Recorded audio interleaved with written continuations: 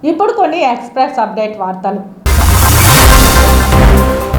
ఎన్నికల విధుల్లో ఉండి పోస్టల్ బ్యాలెట్ వినియోగం కొరకు ఎన్నికల విధులు కేటాయించబడిన ఉద్యోగులు, అత్యవసర సేవల వారు మే 6వ తేదీ రెండో రోజు జిల్లాలో రిటర్నింగ్ అధికారుల పరిధిలో ఏర్పాటు చేసిన ఫెసిలిటేషన్ సెంటర్లో ప్రశాంతంగా తమ పోస్టల్ బ్యాలెట్ను వినియోగించుకుంటున్నారని శ్రీకాళహస్తి స్కిట్ కళాశాల ఫెసిలిటేషన్ సెంటర్ నందు అన్ని రకాల వసతులు ఏర్పాటు చేశామని, అలాగే పార్లమెంటు నియోజకవర్గ ఈవీఎం కమిషనింగ్ ఉదయం నుండి ప్రారంభమైందని కలెక్టర్ మరియు జిల్లా ఎన్నికల అధికారి ప్రవీణ్ కుమార్ పేర్కొన్నారు. సోమవారం ఉదయం 168 శ్రీకాళహస్తి నియోజకవర్గం నందు పోస్టల్ బ్యాలెట్ వినియోగం కొరకు స్కిట్ కాలేజ్ కాళహస్తి నందు ఏర్పాటు చేసిన పోస్టల్ ఓటింగ్ సెంటర్ ఫెసిలిటేషన్ సెంటర్ను, అక్కడ పోస్టల్ బ్యాలెట్ వినియోగం కొరకు వచ్చేవారికి ఏర్పాటు చేసిన వసతులను కలెక్టర్ పరిశీలించారు.